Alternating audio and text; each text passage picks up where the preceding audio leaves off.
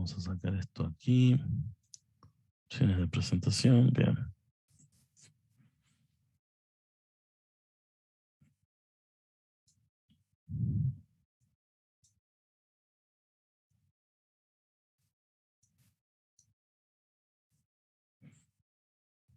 Vamos a ponerlo por allá. Entonces vamos a ver, dijimos, fabricación de hierro y acero.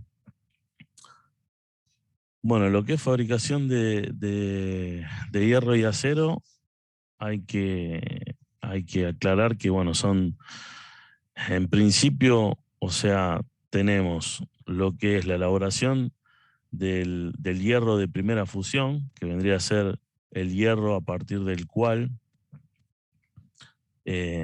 se fabrican después las distintas fundiciones, ¿no? O sea, este es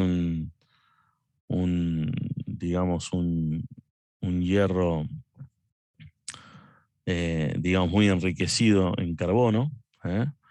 Y después, o sea, después de obtener el hierro de primera fusión, a partir de este se puede proceder, digamos, a la fabricación del acero y también de distintos tipos de fundiciones, ¿no? Pero bueno, básicamente, digamos, acá lo que vemos es una imagen de lo que serían las instalaciones de un alto horno, ¿bien? Al cual, digamos, le ingresan distintos tipos de materia prima. Bueno, carbón, el mineral de hierro, ¿no? Y lo que se va haciendo es justamente enriquecer, o sea, por un lado, reducir el mineral de hierro, que es digamos, podría ser, digamos, distintos tipos de óxido, ¿no? Porque depende del mineral que se está reduciendo, pero, digamos, lo que se hace es quitar, por un lado, el oxígeno al hierro, pasar el hierro al estado metálico y al estar en contacto, digamos, con el carbón, lo que se hace es se combina ese carbón con el hierro y da un hierro de alto contenido de carbono, al cual se lo termina llamando arrabio, ¿no? Y a partir de ese arrabio, o hierro fundido, como dice acá, que es de alto contenido de carbón, lo que se hace es se termina transportando a otras plantas, digamos, que también están en las cercanías del alto horno, para la posterior, bueno, reducción del contenido de carbono para la fabricación del acero, por ejemplo, ¿no? O eventualmente se podrían fabricar lingotes de ese arrabio que sale, que es el hierro de primera fusión, con alto contenido de carbono, porque este arrabio es después una de las materias primas que se utilizan para la fabricación de lo que se denominan fundiciones, que en principio, vamos a hacer un pequeño recordatorio. Al principio vimos que por un lado tenemos los aceros, que tienen una concentración de carbono inferior al 2,11%, ¿bien? Y por encima de este valor ya lo que se obtienen son fundiciones, ¿no? Se lo denomina fundiciones, pues su contenido de carbono es más elevado, ¿tá? Entonces este arrabio es un arrabio que sale con alto contenido de carbono, ¿no? Por este orden. Algunos pueden estar por acá, otros por acá, pero en definitiva tienen una concentración de carbono más elevada, para lo cual después se lo utiliza como materia prima para obtener fundiciones, ¿ok? Entonces eso en principio. El alto horno es una especie de laboratorio químico en el que su interior, digamos, en su interior se llevan a cabo distintas reacciones de óxido-reducción. Como le comentaba, el mineral se va reduciendo para obtener digamos, el hierro. En el interior del horno se produce, entre otras cosas, la reducción del hierro a hierro líquido, ¿bien? Ese se va recogiendo en la parte final, aquí en el crisol, porque tiene distintos niveles y que van variando también en temperatura. Cuanto más me acerco a la zona del etalaje, mayor temperatura voy a tener, porque justamente aquí es donde está la insuflación de oxígeno, que es la que aviva la llama del carbón y la que eleva la temperatura, ¿no? Entonces, digamos, a medida que va ingresando el mineral, ya se van produciendo algún tipo de reacciones a esta temperatura.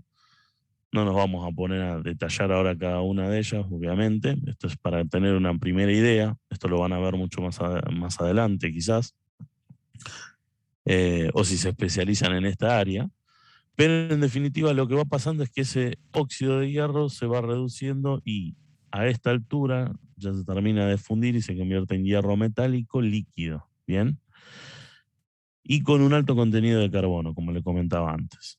A través de la piquera después se saca ese metal, denominado arrabio o hierro fundido, y se procede, como dije, a otras etapas, fabricación de acero o producción de lingotes para fabricación de fundiciones a posterior. Entonces, en el alto horno lo que ingresan son combustibles como si fuera, por ejemplo, el carbón, ¿no? Que en este caso es coque, que es digamos, el reductor formado por monóxido, ¿sí? Y el mineral. El mineral, bueno, acá tenemos una combinación de óxido, ¿no? Este es un óxido ferroso férrico y este es un óxido férrico, ¿sí? Eh, Solo ingresan óxidos como mineral, ¿bien? Por otro lado, lo que ingresan también son fundentes, piedra caliza o estos carbonatos de calcio, en realidad.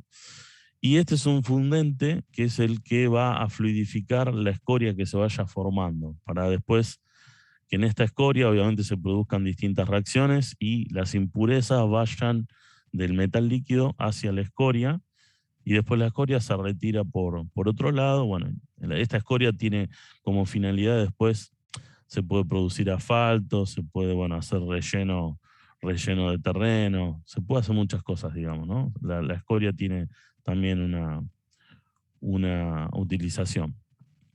Y otra de las cosas que ingresan, que también es importante, es la inyección del aire caliente e hidrocarburos. También se le ingresa algo de hidrocarburos con el aire, ¿no? Con el aire.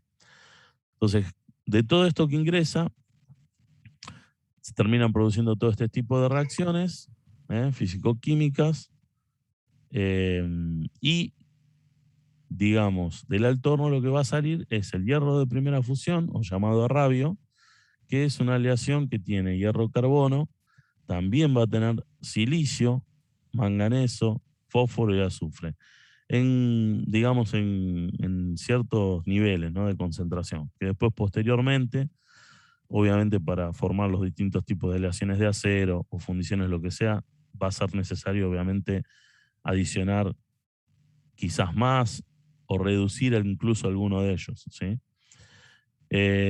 Otra de las cosas que sale del alto horno, como dijimos, son las escorias, lo que comentaba antes, que tiene también alguna utilidad. Y por otro lado, lo que salen son gases calientes y humo por la chimenea, ¿no? Que bueno, estos gases tienen que ser tratados de cierta manera para no contaminar el aire. Entonces, la principal reacción que se produce en el alto horno es la reducción del óxido férrico ¿eh? Con 3 moléculas de monóxido de carbono, va a pasar a 2 átomos de hierro, formando lo que sería el arrabio líquido, que después se podría lingotear o pasar directamente como líquido a un convertidor para fabricar acero, y 3 moléculas de dióxido de carbono, ¿sí? Que estas saldrían por la chimenea. Y esto obviamente se recoge en el crisol. Eso, digamos, como reacción principal y resumida, ¿no? Se producen muchísimas más reacciones. Ahora bien, la fabricación del acero, el arrabio es cargado en los convertidores u hornos eléctricos para eh, la posterior oxidación, ¿no? Parece contradictorio. Nosotros le sacamos primero el oxígeno ¿cómo se llama? Al óxido de hierro y ahora vamos a oxidar lo que sacamos de allí. Pero bueno, esta oxidación en realidad es una oxidación selectiva porque lo que se va a oxidar aquí en realidad es el carbono. Y con esto lo que va a hacerse es reducir el carbono que está presente en ese arrabio, ¿sí? Para que ese hierro termine quedando en bajas digamos, termine quedando más puro y con bajas concentraciones de carbono, ¿sí? Entonces, en este proceso de oxidación se reducirán los tenores de, por un lado, de carbono, por otro lado, de manganeso, de fósforo, de azufre, de silicio. ¿Por qué? Porque el oxígeno se combina con cada uno de ellos. En algunos casos puede formar, por ejemplo, con el azufre, gases sulfurosos que se van por la chimenea, por eso son importantes, digamos, poder, eh, digamos, controlarlos con algún método para no emanar este tipo de gases a la atmósfera. Por otro lado, bueno, acá se pueden formar fosfatos, silicatos, ¿sí? Manganatos. Todo esto, bueno, esto es dióxido de carbono, ¿no? Que se va, que se ve como gases, ¿no? En este caso, digamos, el proceso del acero no se va por la chimenea, como en el otro horno, sino que, bueno, va a salir por las tapas, podría salir por las tapas, ¿no? Aunque estos sulfuros también, muchos van a quedar combinados en la escoria, ¿sí? Cuando uno produce, digamos, la conversión del arrabio en acero, ya van a ver que se va a formar mucha escoria y en esa escoria quedan justamente parte de esto. O sea, lo que no se transforme como gas va a quedar como algún tipo de compuesto, digamos que forma parte de la escoria, que después se va a retirar de ese hierro que va a quedar más purificado, ¿sí? Y al cual ya después llamaremos acero. Entonces, de esta manera, la aleación se transforma en lo que se conoce como acero. Bien, el acero es una aleación de hierro-carbono con porcentajes variables, como veíamos en el diagrama al principio, de 0,02% de carbono a 2,11 o 2,1% de carbono, ¿no? Esto hay, siempre hay disyuntivas en la definición. Como valor máximo, ¿no? Además de estos, del elemento, el hierro-carbono, pueden contener también aliantes como cromo, níquel, molibdeno, vanadio, wolframio, plomo, y otros, ¿sí? Todos estos lo que buscan siempre es dar algún tipo de propiedad característica a ese acero para la función que tiene que cumplir posteriormente, ¿no? Si tiene que ser un acero de herramienta, tendrá que tener un cierto contenido de aleación para que estas herramientas sean lo suficientemente duras para que no se rompan, pero lo suficientemente blandas para que no se quiebren.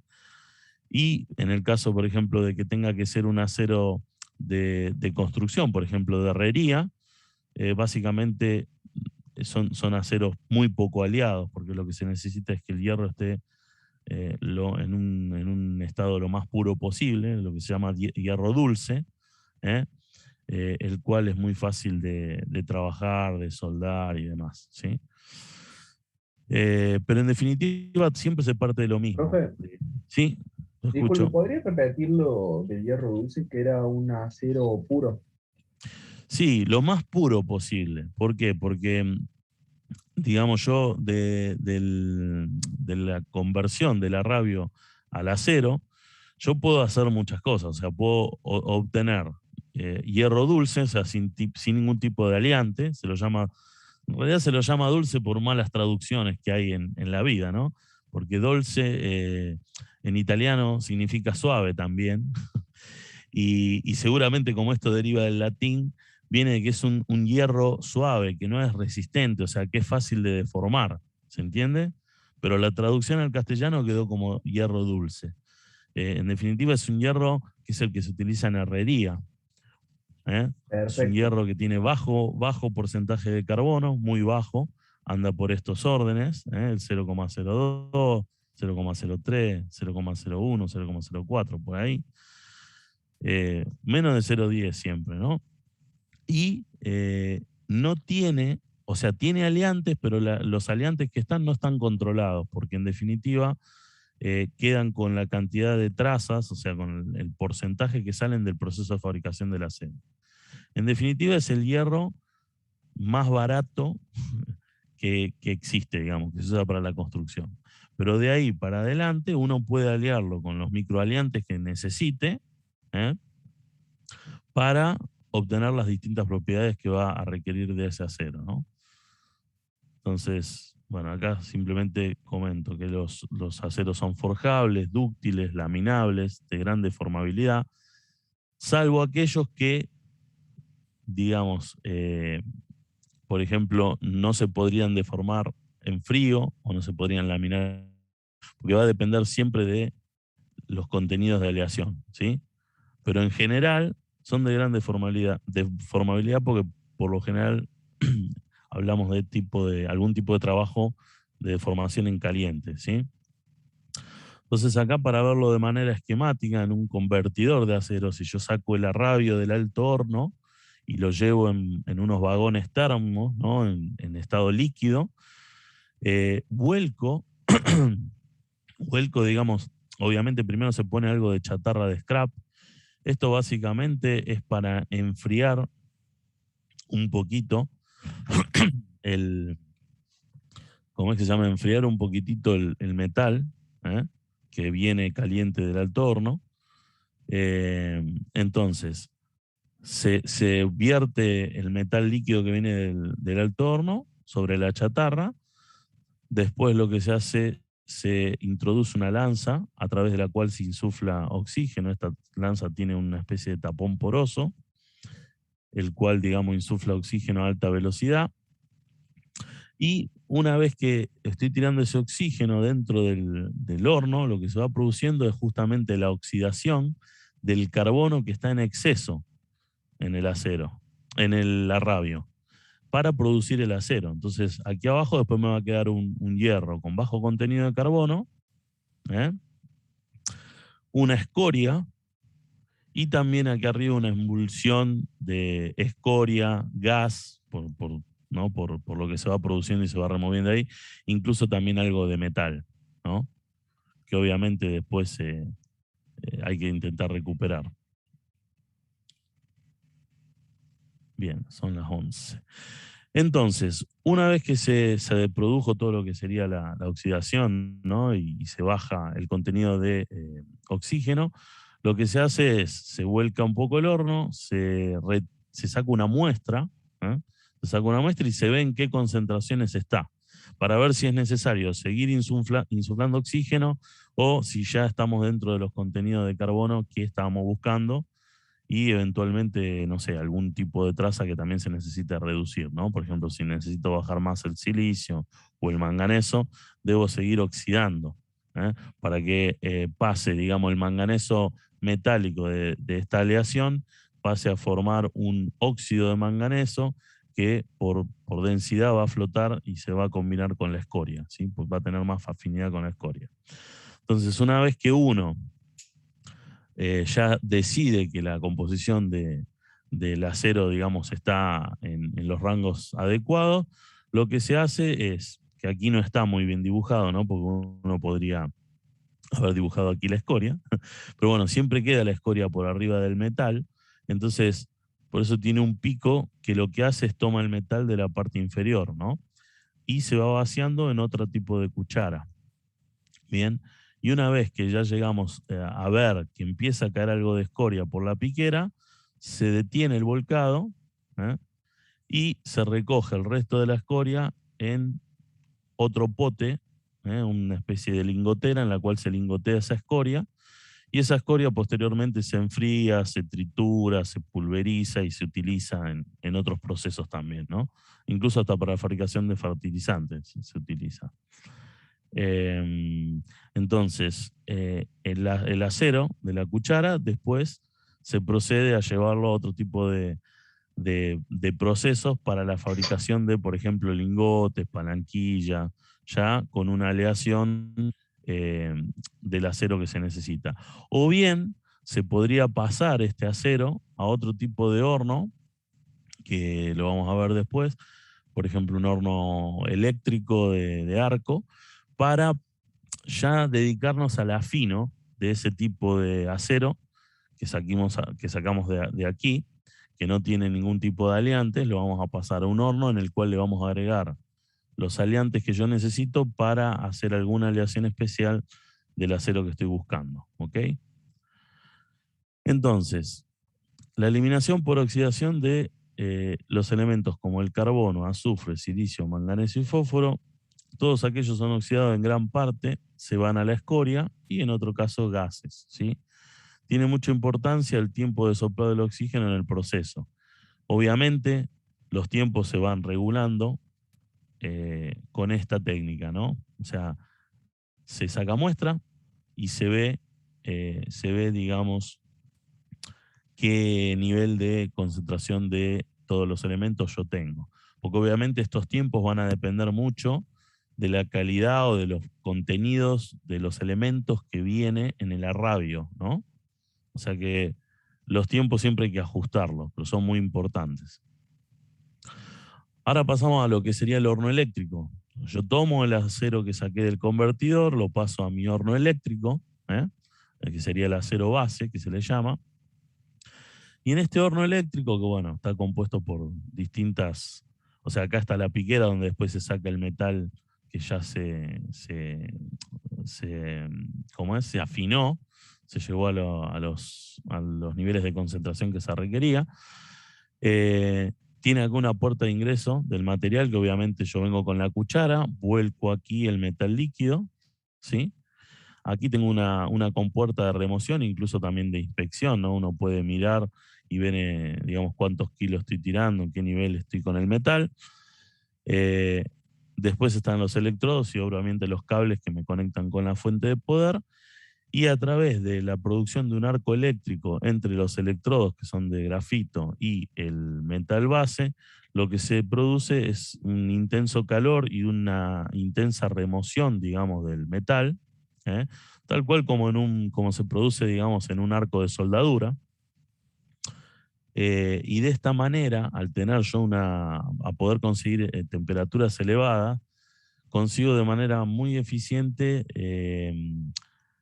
combinar, o mejor dicho, sí, bueno, combinar y alear el acero base. Para eso voy a utilizar distintas ferroaleaciones. O sea, para yo incorporar, por ejemplo, manganeso al baño metálico, que está compuesto por hierro principalmente, yo debo partir, en este caso, de una especie de liga madre que se le llama, que en este caso sería una ferroaleación, porque ya es digamos, un componente, un material que tiene como base, a veces como base y a veces simplemente tiene un pequeño porcentaje, ¿no? Pero siempre está combinado el elemento que yo necesito meter en el baño con hierro. Entonces ya viene una premezcla. En algunos casos puede tener capaz que un 20, un 25, un 30, un 40% de hierro y el resto es del aleante que yo necesito meter, como sería por ejemplo el caso del manganeso, ¿no? En el caso del ferrosilicio, el ferrosilicio por lo general anda en el 60, 75%, 80, 85% de silicio y el resto es hierro, ¿sí? Obviamente tiene una carga de otro tipo de elementos, ¿no? No es que es una aleación bielementos, sino que como siempre hay trazas, impurezas y demás. Pero bueno, lo importante es que yo necesito agregar esas ferroaleaciones para ajustar la composición química de ese acero que yo necesito fabricar. ¿Bien? Entonces Diego, sí, hola profe, ¿cómo le va? Daniel, ¿cómo te va? ¿Cómo le va, Listo. chicos? Buenos días. ¿Cómo andan? Buen día, profe, ¿cómo le va? Hola, Buen día, profe. profe, buen día. Buen día, ¿Cómo se, profe. cómo Buen se día. porta ese profe? Estuvimos accidentados, perdí como ¿Qué 10 minutos pasó? con la computadora. No, Bueno, se tildó la máquina y no compartía pantalla y bueno, tuvimos que reiniciar el Zoom, digamos. Pero bueno, bueno, acá estamos, ya Dieguito, estamos vivos. chicos y Diego, para todos, va. Sí, Bueno, yo me he podido conectar acá unos breves minutos. Tenemos una milonga de aquellas acá. Así que simplemente era, primero, Diego, para vos, mil gracias, porque no encontramos la vuelta con Karim no. para que los chicos no perdieran la clase. Y, por supuesto, mil disculpas, chicos, ha sido una cuestión de fuerza mayor. No hemos podido zafar hoy está complicada la cuestión con la gente de Toyota y la gente de Volkswagen. Así que yo, bueno, obviamente ustedes ya ven, está dando clase Dieguito Poutón, están en buenas manos, así que a no hacerse problema por eso. Y bueno, nos veremos en 15 días, si Dios nos acompaña, nos veremos en 15 días, chicos. Buenísimo, profe. Bueno, profe, no hay Bueno, problema. profe, no hay problema, profe. Alguien se comunicó conmigo, Diego, por el tema de la regularidad, para ver en qué estado estaba, y justamente yo creo que a vos ya te llegó la notificación de Karim para una reunión el sábado a las 10 de la mañana. Hay algo que ha cambiado y bueno, no le contesté a este alumno que creo que es Pier Dominici, porque no tengo respuesta. Como ha cambiado algo, bueno, el sábado vamos a saber qué es lo que cambia. Chicos, Bien. los dejo, un abrazo grande y bueno, ya nos veremos. Gracias, Diego, nuevamente. Bueno, perfecto, dale, Daniel. Nos vemos. Anden Ya me bien. fijaré Dale. entonces. Nos vemos el sábado en la reunión. Dale. Chao. Dale, cuídate. Chao, chao. Gracias. Bueno, entonces, habíamos llegado a el afino de lo que sería el acero, ¿bien? En un horno eléctrico. Obviamente, o sea, nosotros ahora estamos contando lo que hoy en día se hace, ¿no? Porque hubo también distintos tipos de procesos de convertidores que se fueron perfeccionando. Pero hoy básicamente lo que se utiliza para la producción de acero de manera habitual es esto que estamos viendo aquí, ¿sí? Entonces, una vez que nosotros tenemos este acero al cual le agregamos los distintos aliantes como cromo, níquel, molibdeno, vanadio, wolframio o lo que fuere, ¿no? Los aliantes se agregan en forma de ferroaleaciones, que acá no está puesto.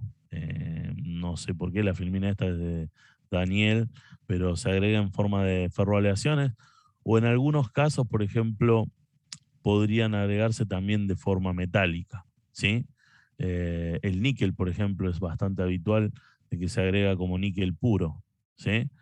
Pero bueno, salvo alguna variación, siempre, por lo general, están combinados los elementos con el hierro, ¿sí? Por ejemplo, ferrovanadio, ferrovolframio, ferromolibdeno, ferrocromo, por lo general. El níquel es una excepción, ¿sí?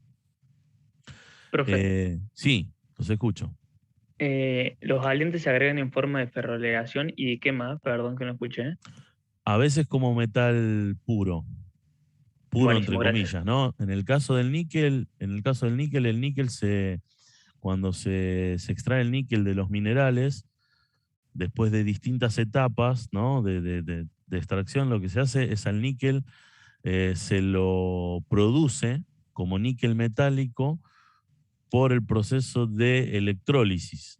Entonces lo que se hace es como si fuera una pila electrolítica, en el cátodo, por ejemplo, se va depositando el níquel. El níquel que está en una solución acuosa, que es la que se extrajo de los minerales, van migrando los átomos de níquel, los iones en realidad de níquel, y se convierten en átomos de níquel, depositándose en el cátodo.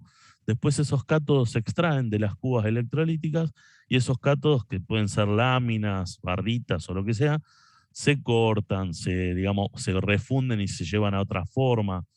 Yo lo he visto, digamos, de distinta forma, incluso el cátodo cortado prácticamente, porque, a ver, cuanto uno más operaciones le mete al proceso, más lo encarece. Entonces muchas veces la gente que lo utiliza dice, la verdad que, ¿para qué quiero un lingote con forma si el cátodo directamente cortado en trocitos yo lo meto al horno, me sale más barato?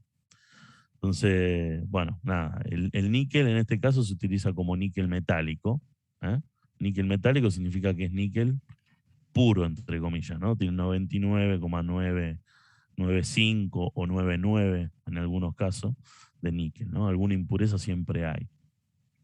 Pero bueno, una vez que uno tiene ya el acero en la composición química que desea obtener, ya se decide en función de lo que se va a producir después, qué se hace con ese acero, ¿no?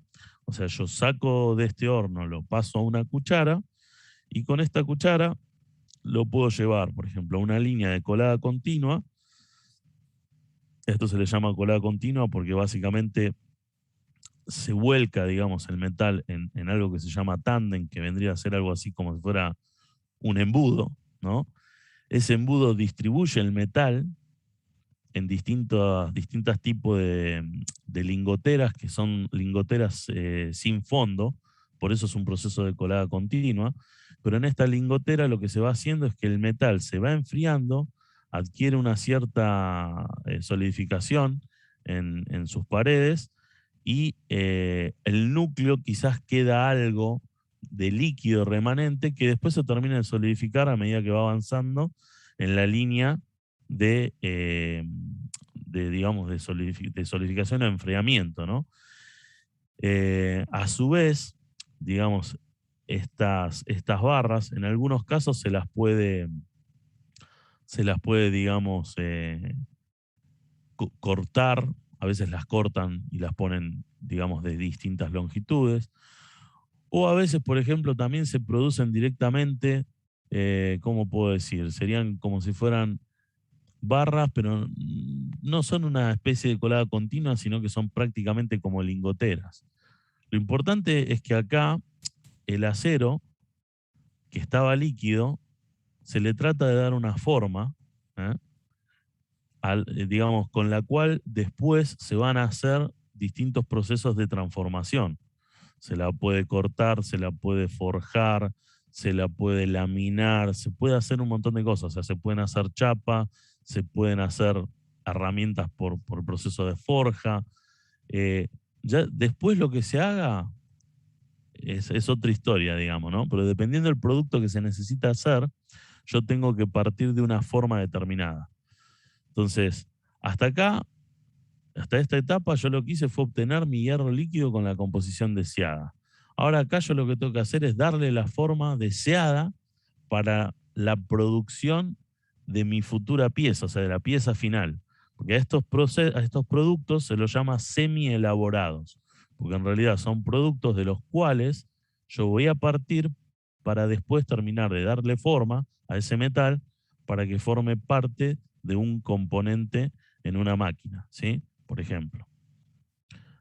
De hecho, bueno, acá hay algún tren laminador, o sea, por ejemplo, estas barras, que son las que se hicieron, ¿no? O palanquillas, una vez que se enfriaron, yo tengo que volver a calentarlas para pasarlas por un tren de laminado, el cual las va a reducir en sección, quizás formar alambre o quizás formar chapa o lo que sea.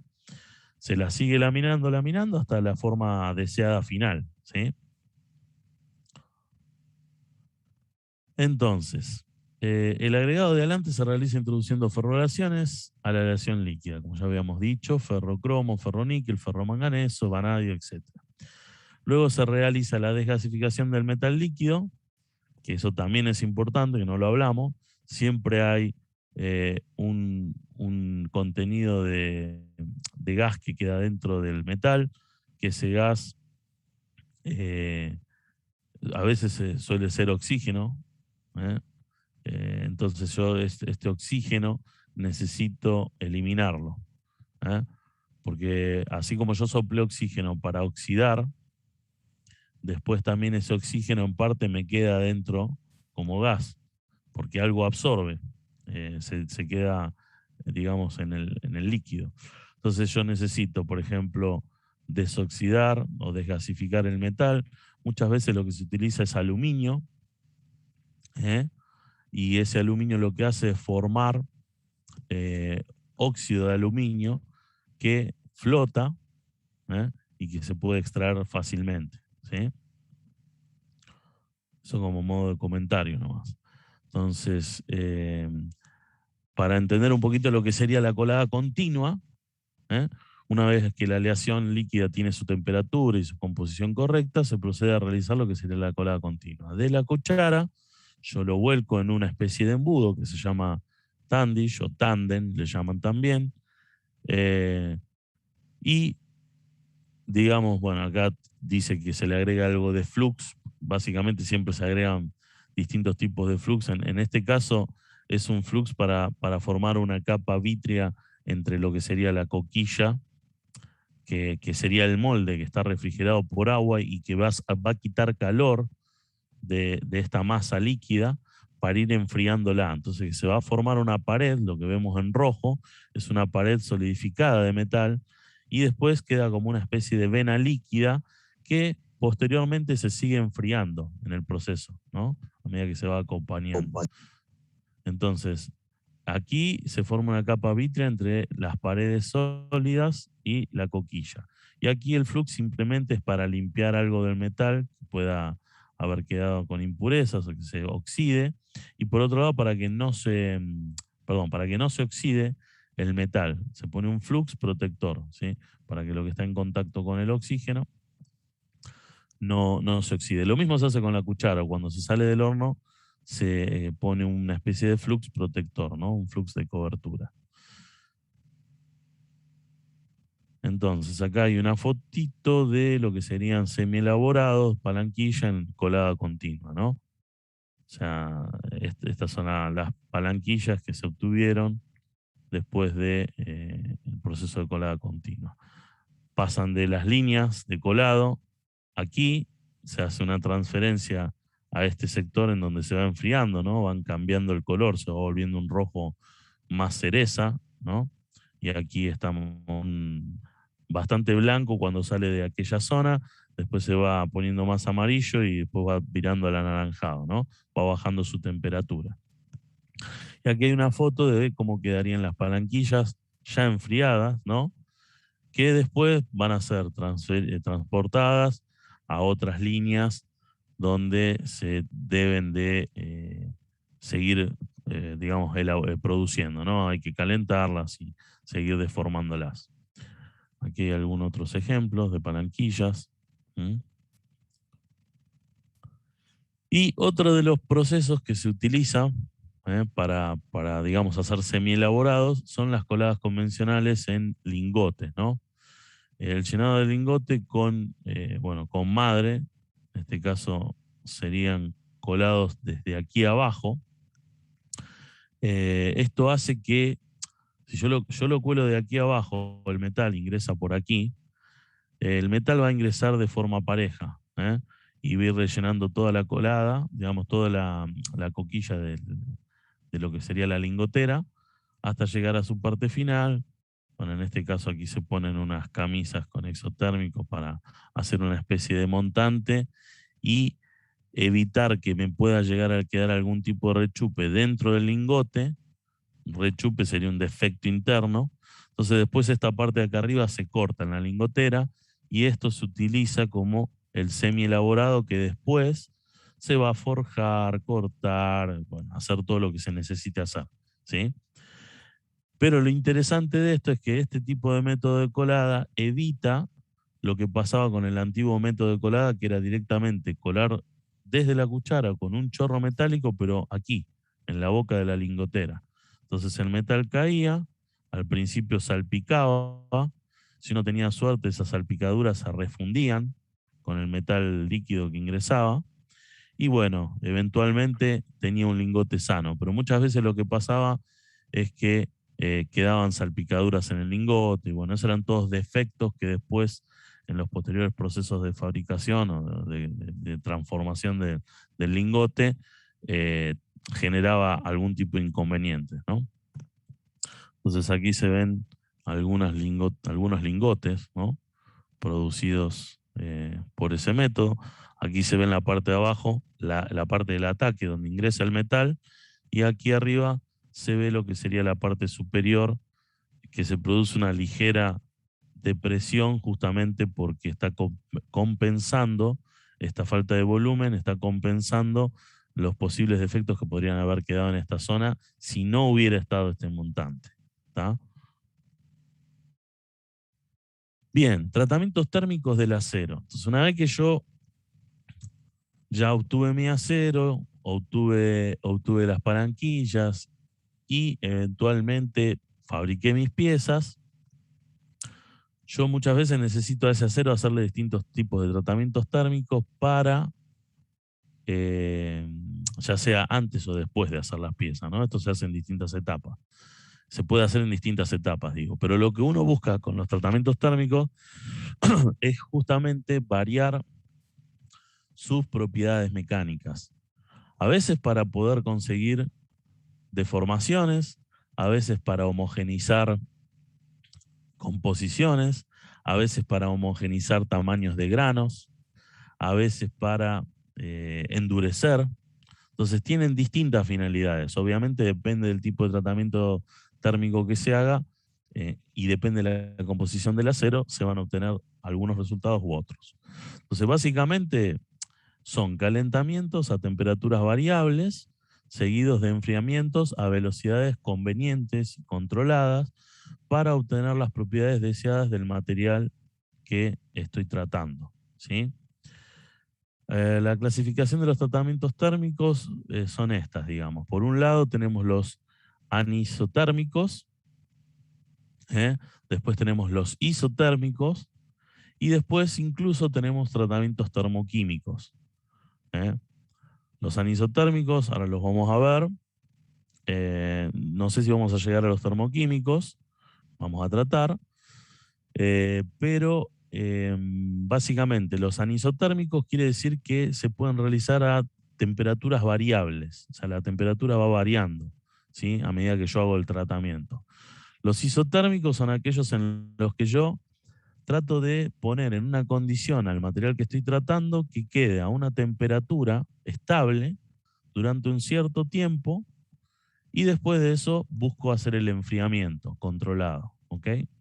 Y los tratamientos termoquímicos son aquellos en los cuales participa, por un lado, la temperatura, tanto sea isotérmicas como anisotérmicos, y aparte hay cambios químicos, en los cuales yo lo que busco son distintas finalidades, pero por lo general, bueno, es modificar alguna condición, alguna característica, por lo general del punto de vista mecánico del material. Entonces necesito agregar algún tipo de aleante y por lo general son digamos, del orden superficial, ¿tá? Ya después lo vamos a ver, porque imagínense que yo aquí no estoy refundiendo el material, sino lo que estoy haciendo es calentándolo. Y a temperatura, el metal, lo que sucede a rangos generales, es que cuando yo caliento un metal, lo que sucede es que los átomos de ese metal van a tender a alejarse. Al alejarse, lo que sucede es que yo puedo abrir el espacio entre átomos, o sea, alejándonos, y dar lugar al movimiento de otros átomos que podrían ayudarme a alear y a modificar la composición química de determinadas capas o espesores de esa pieza, ¿sí? Entonces, los tratamientos anisotérmicos son aquellos tratamientos en los que la austenita, no sé si recuerdan lo que hablaron con el profe de lo que sería la austenita, que es una de las fases, digamos, de los aceros, ¿no? A alta temperatura, se va a transformar esta austenita en otros constituyentes, o sea, en otros constituyentes a temperaturas variables. Lo importante es esto, anisotérmicos son temperaturas variables.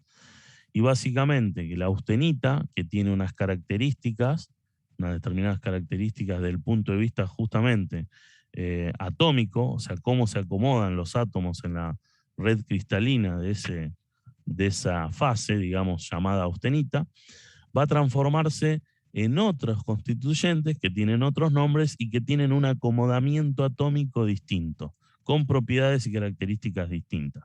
¿Se entiende? Cualquier cosita ustedes me paran, ¿sí? Bien, los tratamientos isotérmicos son aquellos tratamientos en los que la austenita se transforma también en otros constituyentes, pero esta vez lo hace a temperatura constante. Después lo vamos a ver con gráficos para entenderlo un poquitito más, ¿bien? Pero básicamente eso es lo importante. Y los termos químicos son aquellos tratamientos en los que se cambia, además de cambiar algo, también, digamos, el núcleo de la pieza en general, pero se cambia por lo general la composición química del metal, pero solo en las superficies de la pieza, ¿sí? O sea, porque no se puede penetrar muchísimo dentro de la pieza. Salvo que estemos hablando de piezas muy pequeñas, en las cuales yo con un tratamiento térmico termoquímico puedo conseguir cambiar la composición química, incluso la del núcleo. Pero bueno, habría que ver si eso es lo que yo necesito o estoy buscando. Porque muchas veces lo que uno busca con estos tratamientos termoquímicos es mejorar, por ejemplo, la dureza superficial para que ese metal resista más a la abrasión, ¿no? Al desgaste, pero igual quiero que el núcleo me quede lo más blando posible para que sea capaz de, digamos, absorber algún tipo de esfuerzo sin que se quiebre esa pieza, ¿tá? Entonces, por lo general uno busca solamente mejorar las propiedades cambiando la composición, pero en las zonas superficiales de la pieza.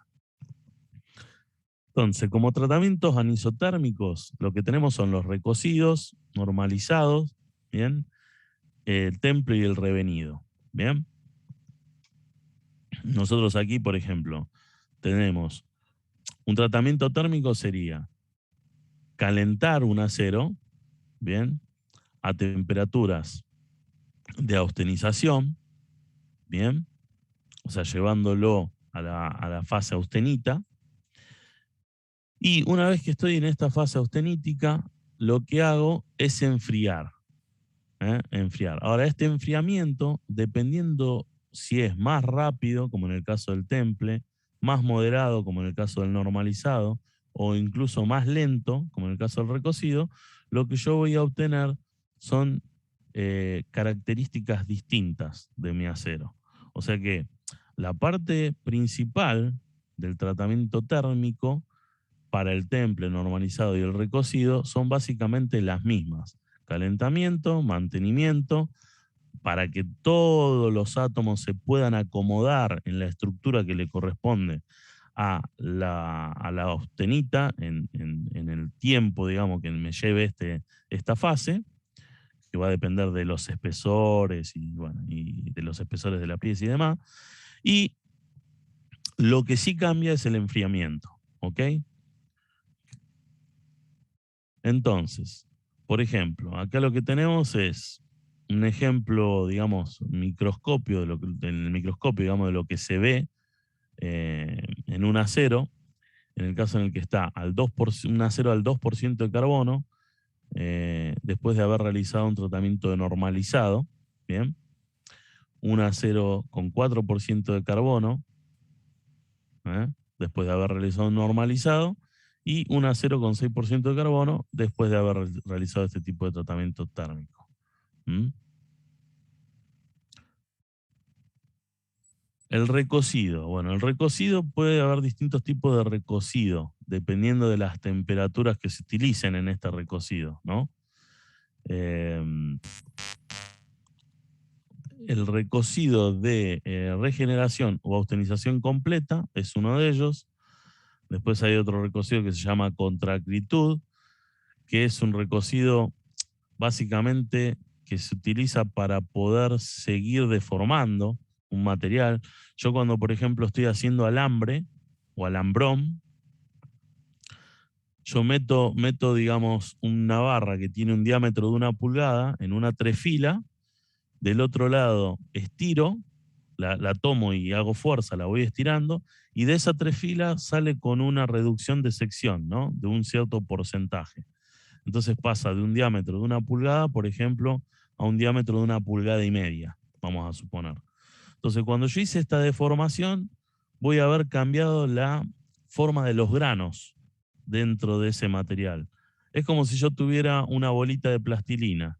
La golpeo, esa bolita de plastilina me queda con otra forma.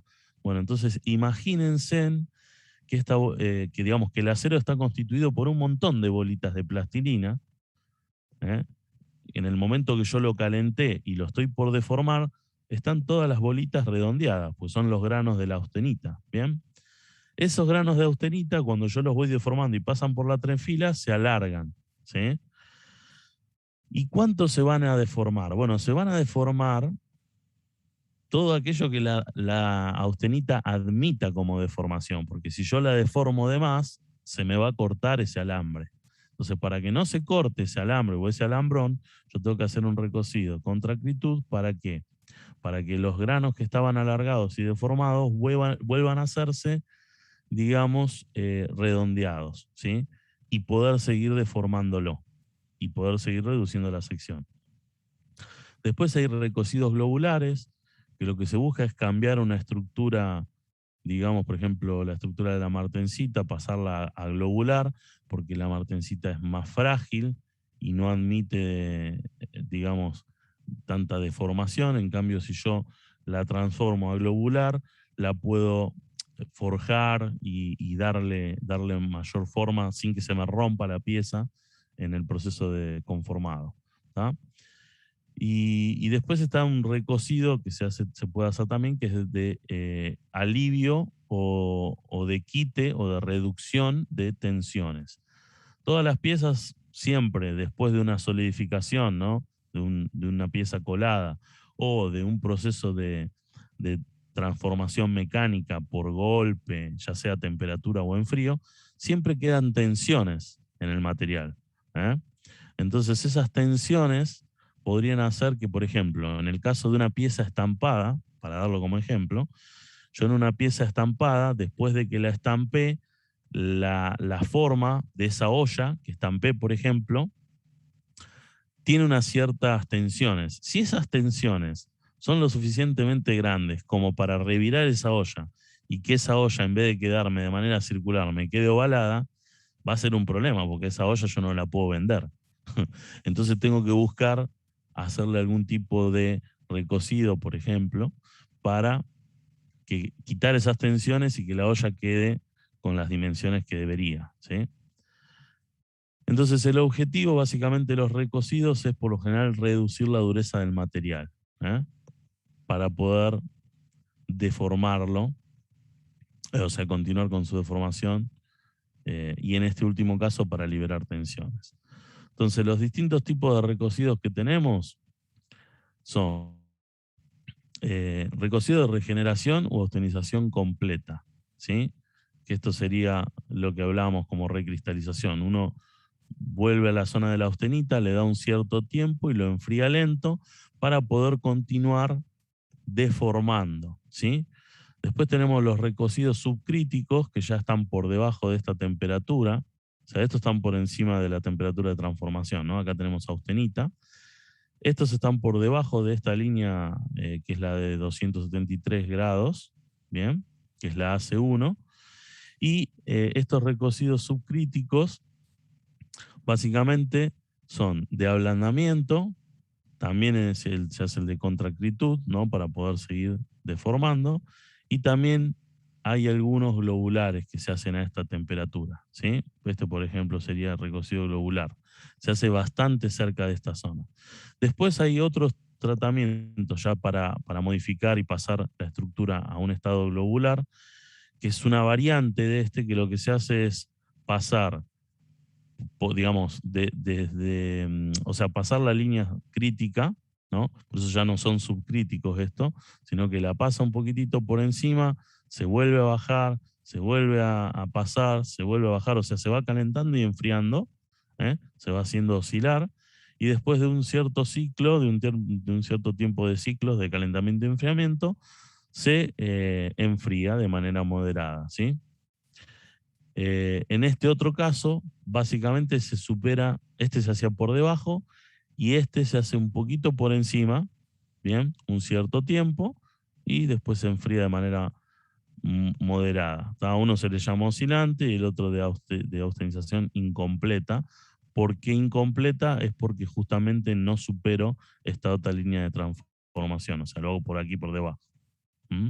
Pero bueno, esto básicamente lo importante es esto, que se utiliza recocido para reducir la dureza del material, ¿bien? Entonces, por ejemplo, en un recocido yo busco, digamos, reducir la dureza del material, yo tengo esta estructura, o sea que sería un acero hipereutectoide forjado, y este es el mismo acero pero después de haber realizado un recocido globular, donde la cementita, en este caso, queda globulizada en la matriz de ferrita, ¿sí? Aquí, por ejemplo, lo que vemos es un hierro deformado en frío, bien, a 500 por. Están todos los granitos amasados, digamos, ¿no? Estirados.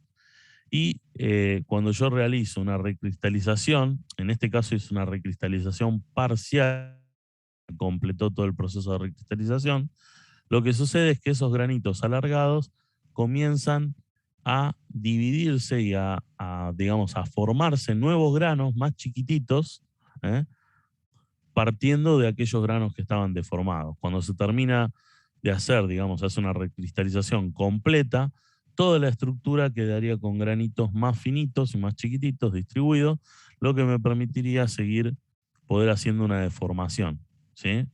En frío, ¿bien? Si estuviera haciendo un proceso de deformación en caliente, las recristalizaciones por lo generales ocurren a medida que yo voy deformando. Porque cuando deformo le estoy entregando energía, esa energía digamos, se transforma en calor y ese calor ayuda al proceso de recristalización. Por un lado lo deformo y lo llevo a la sección que quiero, pero por otro lado la misma deformación me está haciendo recristalizar los granos. Bien. Después tenemos lo que es el temple revenido. En el caso del temple revenido, bueno, es un tratamiento en el que el acero, después de austenizado, o sea, de llevarlo a la fase de austenización, es enfriado de manera rápida, en un medio que pueda, digamos, extraer calor, digamos, el calor de este material a una velocidad elevada. Podría ser, por ejemplo, agua, podría ser alguna, digamos, mezcla de polímeros, podrían ser aceites, ¿eh?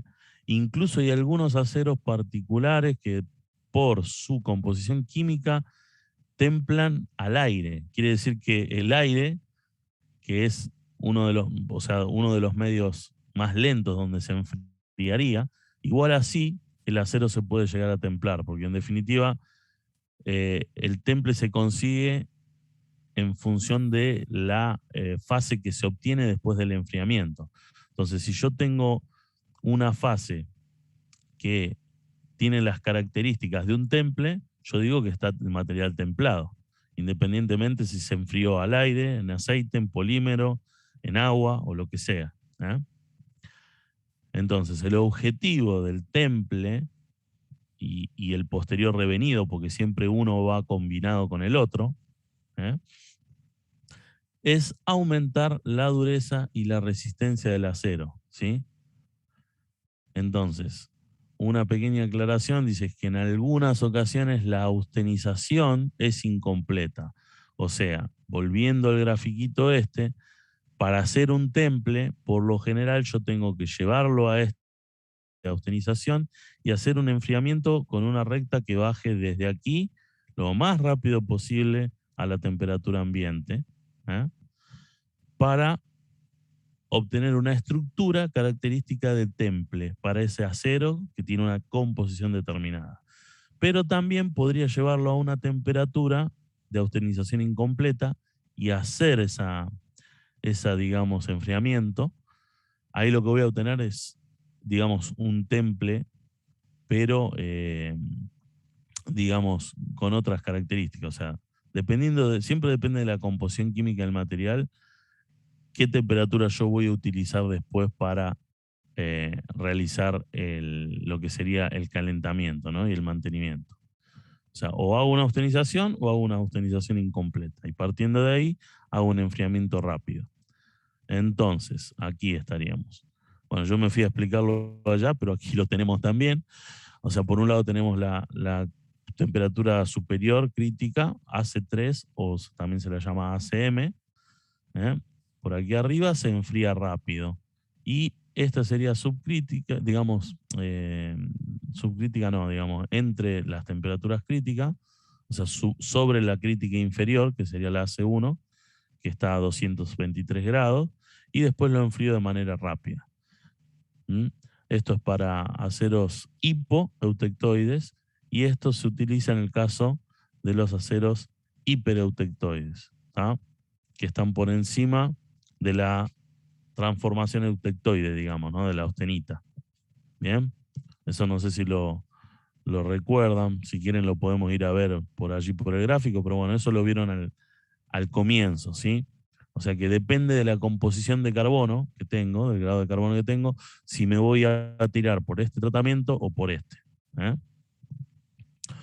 Entonces, en el temple y revenido las estructuras típicas son martensita, este es en el caso, por ejemplo, de un acero SAE 1080, hipertemplado, esto es a 700 por. Y en este otro caso tengo martensita y algo de austenita residual en el mismo acero, hipertemplado, pero acá hubo una excesiva temperatura y tiempo de calentamiento, ¿sí? Entonces por eso quedó algo con austenita retenida. Después tenemos acero aleado, este es templado en aceite, por ejemplo. Acá tengo, digamos, también estructura de martensita. Acá tengo un acero SAE 1045, también a 700 por. Lo que tengo es martensita, esto que está por aquí es martensita y trostita, más oscura, esas manchitas que se ven ahí.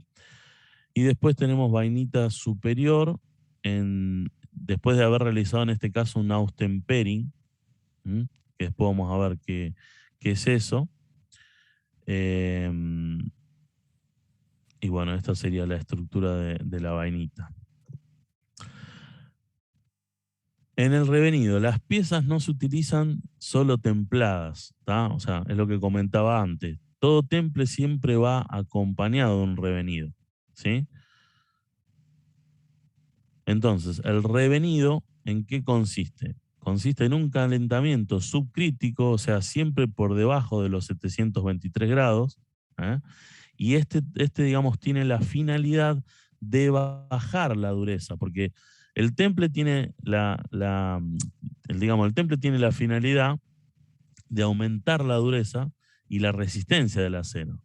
Pero ¿qué pasa? La estructura que queda de temple tiene una dureza tan elevada y una resistencia tan elevada que lo hacen propicio a que puedan tener algún tipo de problema. Entonces yo necesito hacer una especie de alivio de tensiones y de bajar un poquito la dureza para que ese acero me quede en condiciones propicias para que después trabaje sin que se rompa, ¿sí? Entonces, por un lado va a bajar la dureza y la resistencia y me va a aumentar un poquitito la tenacidad, ¿sí? Del acero. Entonces lo va a hacer más utilizable, digamos, porque si no quedaría como un vidrio. Entonces, yo por un lado tenía temple, que lo puedo hacer por encima, o sea, en zona austenización completa o austenización incompleta, hago el enfriamiento rápido y después el revenido siempre tiene que ser un calentamiento por debajo de los 223 grados y un enfriamiento que por lo general es moderado, ¿sí? Pero también depende siempre de qué acero estoy hablando, ¿sí? En función del acero, para cada acero ya están estudiados cuáles son las temperaturas de revenido y demás, ¿sí? Y si no, hay que estudiarlas, se hacen pruebas y se van estudiando a ver cuáles son las propiedades que voy obteniendo. Entonces, el temple y revenido me podría dar, por ejemplo, elevada resistencia y, digamos, baja ductilidad, baja tenacidad, si me da este diagrama, ¿no? Puedo tener elevada resistencia, elevada utilidad y alta tenacidad, ¿bien? O podría tener baja resistencia, elevada utilidad y baja tenacidad, ¿bien? Yo acá lo que estoy viendo es deformación y tensiones, ¿sí? En el diagrama, un ensayo de tracción, ¿sí? O sea, si yo veo esto, quiere decir que estoy en esta condición. Si en el diagrama veo esto, estoy en esta condición. O sea, que hay una diferencia entre esto, que sería la rotura, y aquí, que sería la zona donde empieza a estrangularse la probeta, ¿bien? Cuando acá hay una diferencia muy alta, dice que tengo alta tenacidad, ¿eh? Y en este Profe, caso una tengo... pregunta. Sí. Perdón. La primera curva que dice elevada resistencia, baja ductilidad y baja tenacidad, o sea, da como resultado baja tenacidad. ¿No se Claro. consigue con el temple nomás? Por ejemplo. Sí, con el temple, o sea, por eso digo, pero vos después de que hiciste el temple revenido podés estar en estas tres condiciones. Entonces, si vos estás acá, es porque algo estás haciendo mal, ¿está? Vos tenés que buscar estar por acá, Claro. ¿sí? Y Si sería digamos, un error en el revenido o una falta de tiempo en exactamente. el revenido, algo así. Acá, por ejemplo, como decís vos, podría haber faltado el revenido o el revenido fue insuficiente. Entonces no liberaste, no bajaste la dureza ni bajaste la resistencia y aumentaste la tenacidad, ¿tá? Entonces, esto sería una curva deseada. Pasa que esto es genérico, ¿eh? Yo digo, esto es para entender. Si yo veo esta curva, quiere decir que el material se me rompió prácticamente como un vidrio. O sea, no se me deformó, se rompió y chao, como un vidrio. Este se me deformó un montón, porque desde el punto de inflexión de aquí es cuando se empieza a estrangular la probeta. ¿Vieron? En un ensayo de tracción. Y cuando llego a este punto que ya deja de graficar la máquina, es porque se rompió la probeta. Ya deja de medir carga. No mide ni carga, ni tensión, ni deformación, ¿sí? Entonces, en este otro caso, lo que me puede haber pasado es que yo me pasé con el tiempo o quizás con la temperatura del revenido y bajé tanto la resistencia del material, ¿eh?, que tampoco me va a servir. Entonces, dependiendo de cómo yo realice y cómo ajuste los tiempos y las condiciones del proceso, es que voy a obtener variaciones en las propiedades del material. En cuanto a la dureza, que no está vista en este gráfico, ¿no?, pero también la podría medir. En cuanto a la resistencia, en cuanto a la ductilidad y a la tenacidad. Pues yo también podría hacer ensayos de Charpy, ¿no? Pero esto de la tenacidad se ve también acá en este gráfico, uno lo puede ver. Pero si yo hago un ensayo de Charpy, lo puedo medir incluso con valores.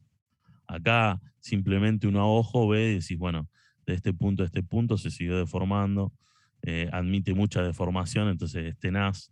Si no admite mucha deformación, tiene baja tenacidad. En este caso prácticamente no tiene nada de tenacidad porque no se deforma, se rompe.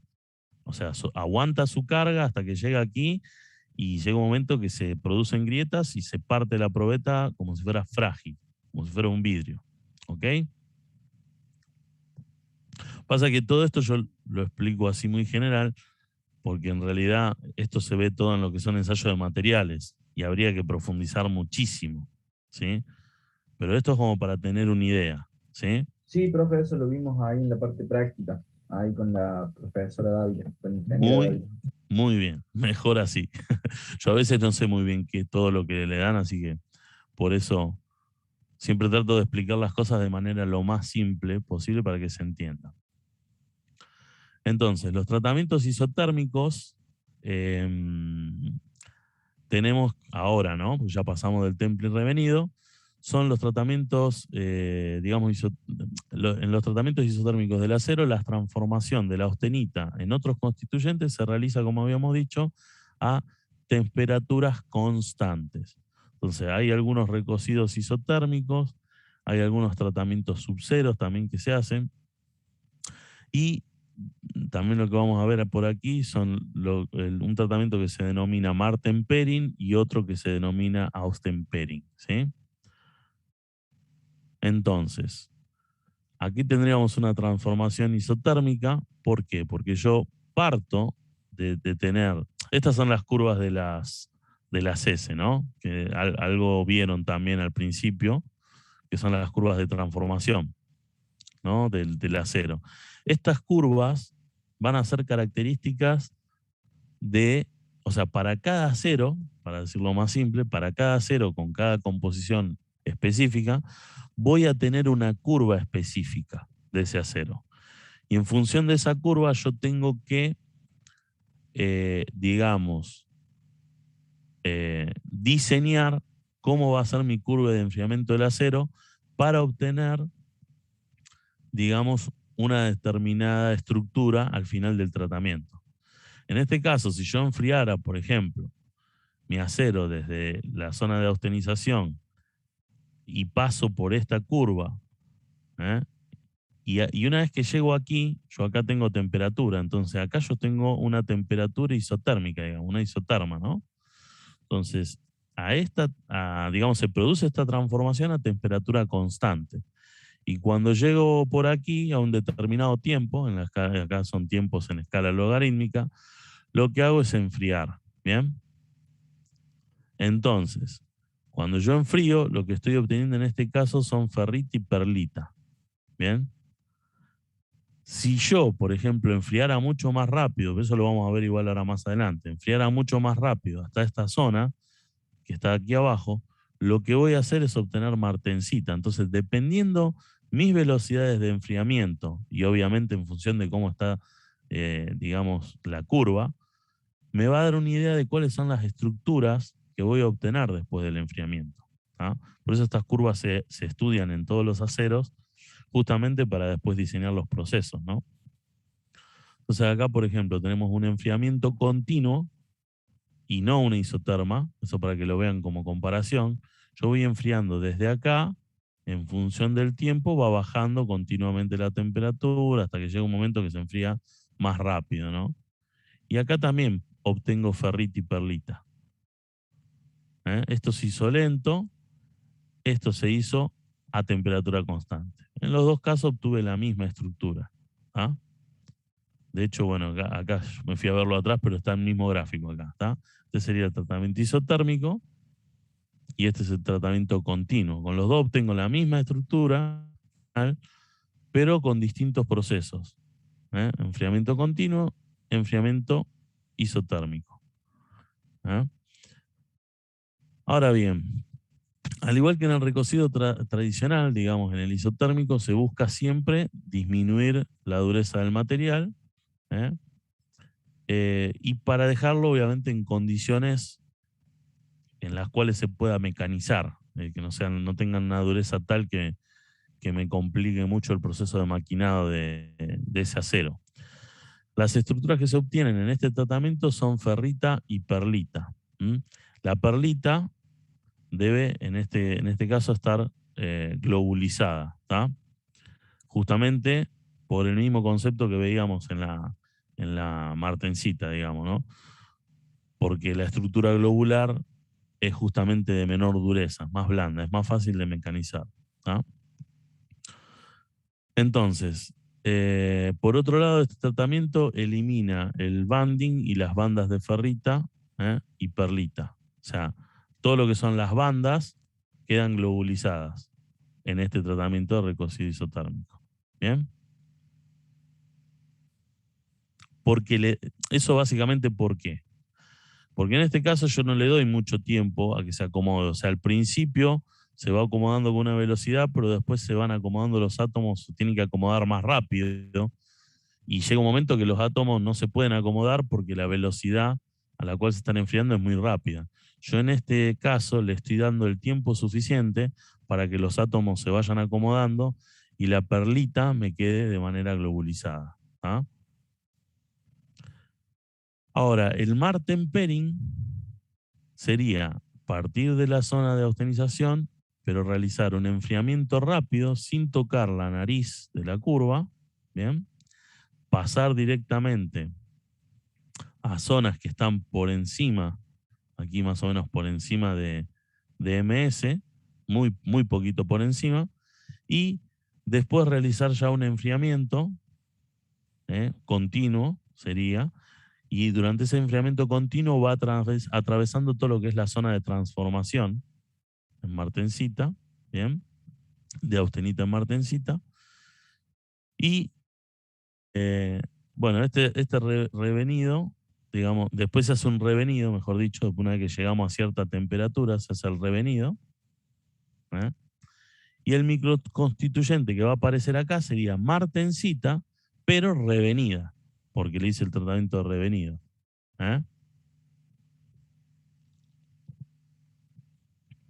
Entonces el Martemperi tiene como objetivo, por un lado, endurecer y dar resistencia al acero. ¿Tá?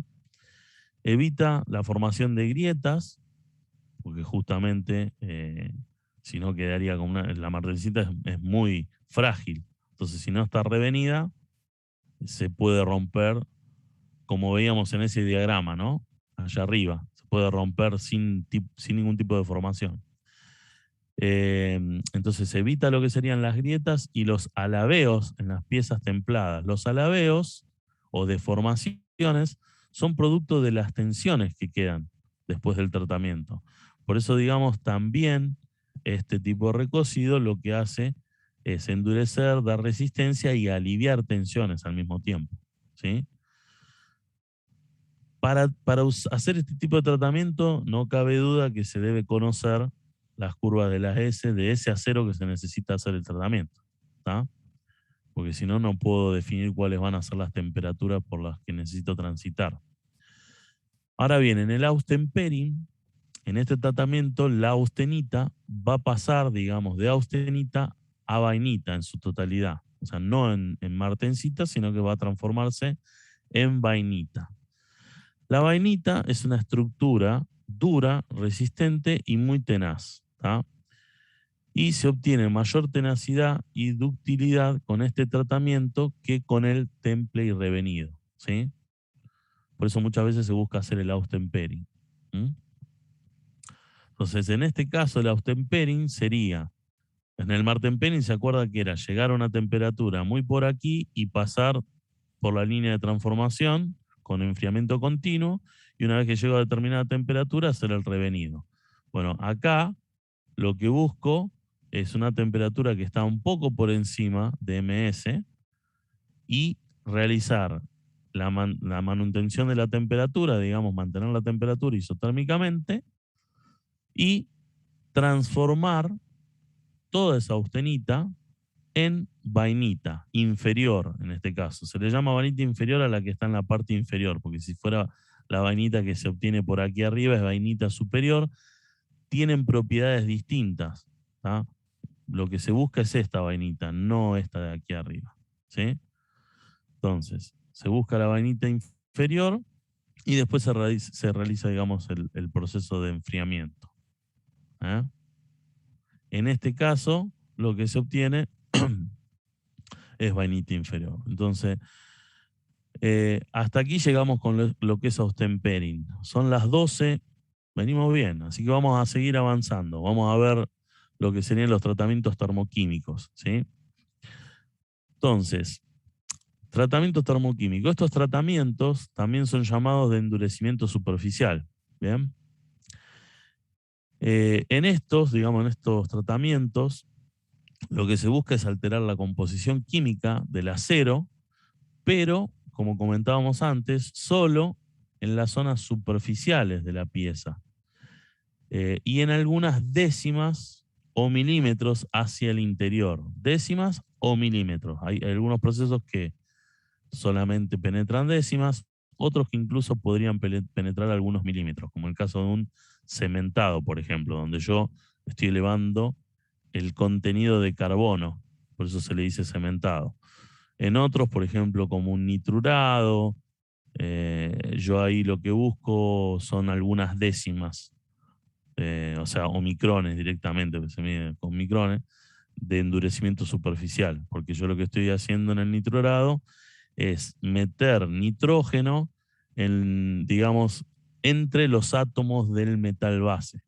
Y todo eso va deformando la estructura, se va metiendo en los distintos huecos de esa estructura cristalina y le va cambiando sus propiedades mecánicas, ¿no? Entonces se realiza para obtener durezas elevadísimas en la superficie de las piezas que van a estar sometidas a rozamientos o golpes. Digamos, para aumentar dureza simplemente o para aumentar resistencia al desgaste, en el caso que yo tengo rozamientos. ¿Sí? Los núcleos de las piezas se mantienen inalterables. Esto, como comentaba antes, si yo tengo una pieza gruesa, es difícil que vaya a llegar al núcleo. Pero si tengo piezas muy finitas, puede que incluso también modifique el núcleo. Entonces va a haber que ver cómo se diseña para justamente conseguir lo que uno está buscando. Si uno quiere un núcleo inalterable para que siga manteniendo las propiedades del acero base, tiene que diseñar bien el tratamiento térmico.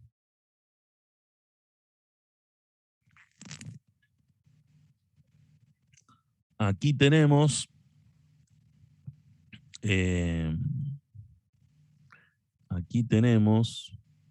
una micrografía. Esto me parece a mí, porque acá no está escrito, pero por lo poquito que conozco, digamos, acá estamos hablando de una especie de carbonitrurado, si yo no me equivoco, porque tengo dos capas. Esto que se ve acá es un material plástico que se utiliza para hacer inclusiones de probetas, o sea, es un pedazo de metal al cual se le mete una resina plástica para contener esa probeta y después con esa probeta poder pulirla, hacer todo el proceso de micrografía, digamos, para poder mirarla al microscopio. Después acá lo que tengo es una capa de nitrurado. Pienso yo que debe ser esto un nitrurado. Después tengo una capa de cementado, ¿sí? Por eso este proceso sería un carbonitrurado, creo yo. Y acá tenemos el metal base, que sería el acero. Entonces, en esta zona, nosotros podemos ver que acá yo tengo una cierta composición de hierro y carbono, porque justamente es más elevada. Y acá se va disfumando el contenido de carbono a medida que voy penetrando hacia el acero. Sin embargo, este acero al principio tenía todo hasta aquí, hasta el borde, esta estructura antes del tratamiento, ¿sí? Y posterior al tratamiento quedó con estas capas endurecidas superficiales, ¿sí? Pienso que esta pieza, este pedacito debe ser lo que se ve en un diente, pienso que yo debe ser De un engranaje, profe. un engranaje de cambio, podría ser. Sí, porque Exactamente. nos mostró en las otras unidades esa misma micrografía. Perfecto, el mismo ejemplo. Bueno, entonces no estamos errados. Entonces aquí lo que se ve justamente el diente en el que se le hizo el tratamiento de carbonitrurado. ¿Tá? Entonces, el carbono entra por difusión y se va metiendo en los espacios vacíos. Es como los átomos se corren, permite el acceso del carbono. De manera exagerada lo hago yo, ¿no? Porque en realidad el átomo de carbono es más pequeño y se va metiendo entre los intersticios. Pero si yo le doy temperatura al proceso, el átomo puede viajar más rápido, no se va a chocar porque tiene más espacio. No es lo mismo caminar por un pasillito pequeño que por un pasillo más amplio, ¿no?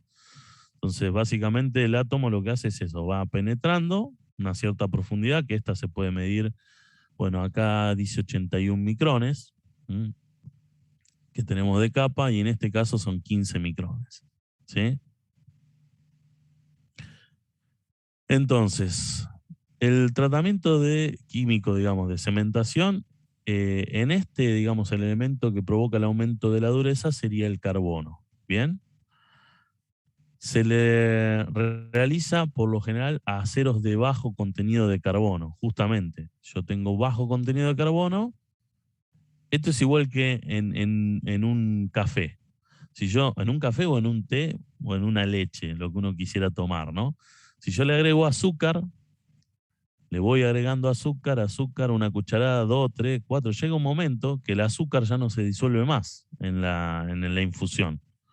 Empieza a precipitar y quedar en el fondo porque ya no es capaz de absorber azúcar entre las moléculas de agua de la infusión.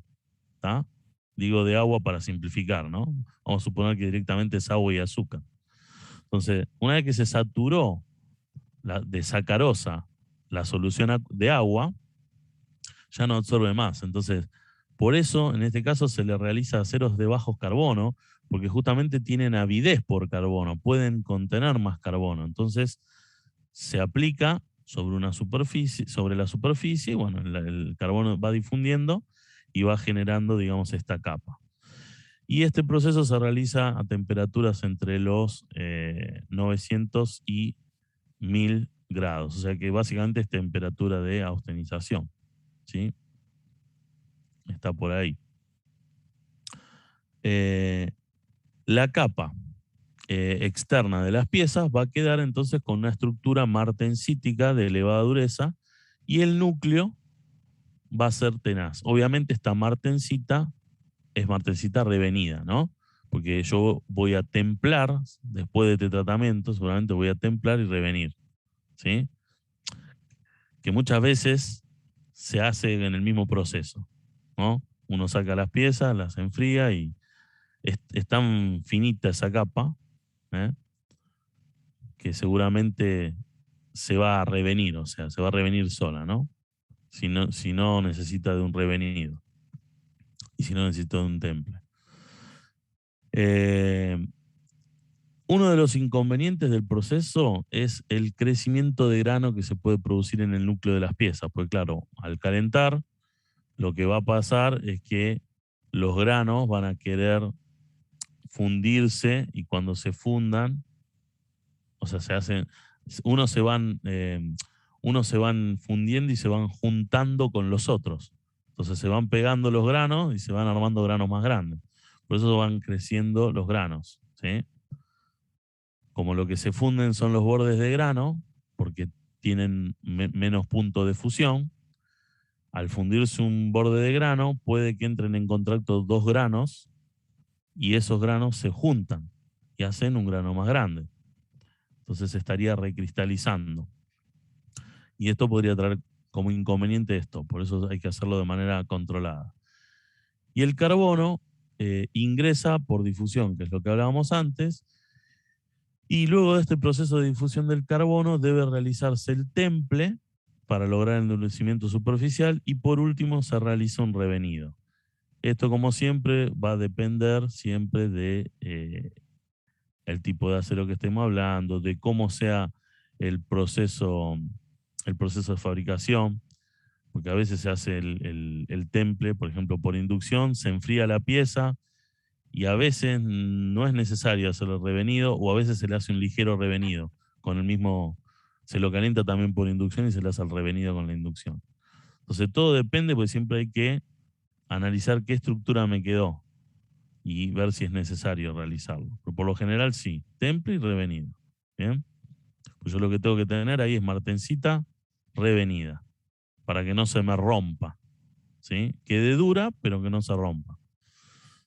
Entonces, la cementación puede llevarse a cabo por distintos tipos de procesos o distintos tipos de medios, lo que sería la cementación. Uno que ya no se utiliza es el medio sólido, ¿sí? De este prácticamente no vamos a hablar, pero básicamente, o sea, no vamos a hablar en detalle, ¿no? Pero básicamente era un proceso que se realizaba poniendo las piezas en una caja cerrada, en la cual yo lo que iba a poner, aparte de las piezas, es carbón y algún otro tipo de material, tipo alguna especie de polvitos, algunos flux, bórax y demás, algunas cosas que yo necesito, digamos, para generar un cierto ambiente. Esa caja se cierra herméticamente lo más que se pueda, y eso se metía dentro de un horno. Se le daba temperatura y al entrar en incandescencia el carbón, calentarse las piezas y generarse toda una atmósfera y un ambiente dentro de esa caja cerrada, digamos, en el acero iba penetrando el carbono que se producía en función de las reacciones entre el carbón y ese mejunje de polvo que yo le ponía, ¿no? Que genera esa atmósfera. Entonces, en definitiva, es sólido, pero intervenía también, digamos, los gases, ¿no? En el proceso. Después, lo que apareció fue un proceso que mejoró, digamos, los resultados de homogenización de estas capas y de las propiedades que se podían obtener. Y aparte que se podía producir en serie a través de medios líquidos, ¿sí?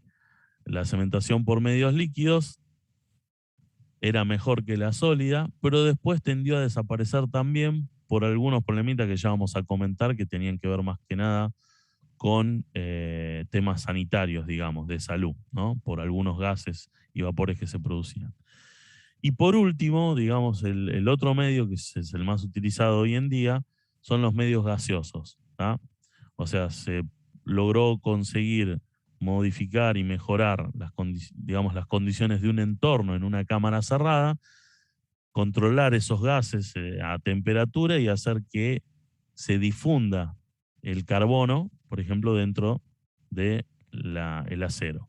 Entonces, sobre el sólido no vamos a hablar más que lo que ya les comenté, pero el medio líquido, que era el proceso Tenifer, que se utilizaba, en algunos casos todavía se utiliza en algunos lados, lo que se usan son sales de cianuradas, de sodio o de bario.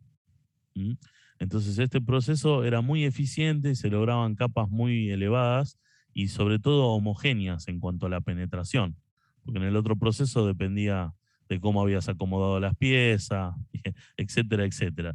Digamos, era muy variable. En cambio, en este, al ser, digamos que uno sumergía las piezas dentro de este baño de cianuración, el entorno que recubría la pieza era mucho más homogéneo, entonces el proceso era más homogéneo. Las sales estaban elevadas a cierta temperatura, a la temperatura digamos, bueno, no recuerdo exactamente en estos procesos, pero por encima de los 700 grados seguramente se hacía este proceso.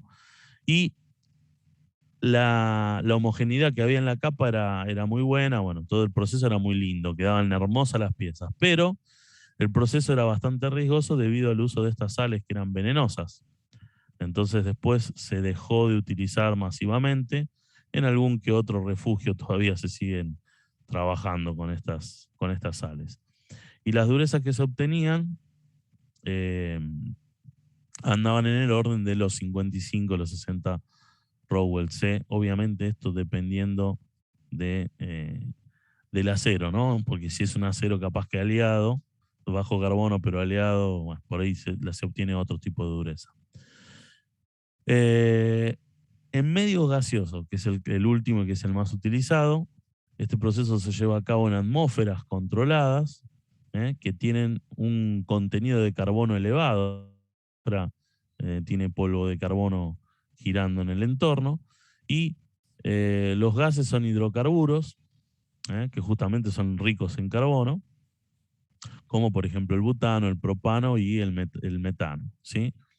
Entonces, en este caso, el ingreso del carbono se produce a los 900 grados, o sea, más baja temperatura que digamos, que los 1000 y pico, ¿no? O sea, estamos hablando de 900, o sea, menor energía para el proceso, y luego se disminuye la temperatura a 800 para la difusión. Entonces, acá se pueden obtener capas del orden de 0,5 milímetros a 1,5 milímetros de espesor. ¿Bien? Y la capa tiene un carbono del orden de 0,8%. ¿Sí? O sea, en este proceso se pudo controlar mucho mejor la penetración e incluso la homogenización de la composición química. ¿Bien? Entonces, la penetración de la cementación o del carbono en función del tiempo se puede ver en esta figura, que básicamente lo que muestra son secciones transversales atacadas con un reactivo químico, que sería en este caso ácido nítrico, y están iluminadas oblicuamente, o sea, se le pone una iluminación de costado, ¿no? Para poder, digamos, verlo con más claridad, ¿no? Cómo se pone más brillante la zona. O sea, esta es la probeta original, esto es después de 1 hora, después de 2 horas y después de 4 horas. O sea, a medida que pasa el tiempo, obviamente va a haber mayor penetración. ¿Está? Acá vuelve otra vez a aparecer el filete de rosca cementado. Bien. Entonces era cementado, pero yo allá me pareció ver otra capa más. O sea, capaz que hay alguna... Ah, no, ya entiendo. Lo que estábamos viendo allá no era un carbonitrurado, sino que era un cementado, pero en el cual se ve la primer capa, que es la decarburación, que a veces se producen. Porque en la primera capa, ahora lo vamos a explicar mejor, en esta primera capa que se ve aquí, que se veía más brillante y que era de unos 15 micrones, 18 micrones, una cosa así, la otra era de 80 micrones, esa primera capa lo que pasa es que el oxígeno, el carbono difunde, ¿tá? El carbono difunde, pero en la superficie, como está tan en contacto con la temperatura, se termina decarburando. Entonces hay una pequeña capita de material decarburado, digamos, ¿no? Con bajo carbono. Eso pasa también. Y tiene que controlarse muchas veces, porque no, a veces te limitan el espesor de decarburación, digamos, para determinado tipo de requerimientos.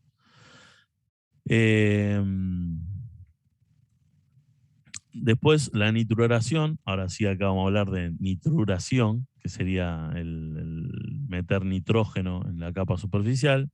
Como introducción, en este proceso, bueno, se endurece la periferia de las piezas por la acción del nitrógeno. Entonces el nitrógeno ingresa y difunde en el acero, se combina con los elementos de aleación, generando nitruros de los distintos elementos que están en aleación. Y estos nitruros son muy duros y forman una capa, digamos que es la que se buscaba, ¿no? Con una dureza característica. Este proceso de nitruración se realiza a una temperatura relativamente baja, ¿no? De 500 grados aproximadamente. La nitruración puede llevarse a cabo por distintos medios también. La gaseosa es uno de ellos, la nitruración líquida, que sería parecido a lo que habíamos visto antes con sales, ¿no? Y la nitruración iónica con plasma, que básicamente esta es la más moderna, junto con esta, ¿no? Pasa que, bueno, en realidad esta también es bastante más vieja también, pero hoy por hoy se han modernizado mucho los procesos de nitruración gaseosa y nitruración con plasma. O sea que básicamente se utilizan todos, pero este es el más moderno, ¿sí? La nitruración líquida se realiza en crisoles, en su interior se tienen sales fundidas, las sales liberan nitrógeno atómico, que es el elemento endurecedor, ¿bien? Y generalmente las piezas ya están templadas y revenidas, ¿eh?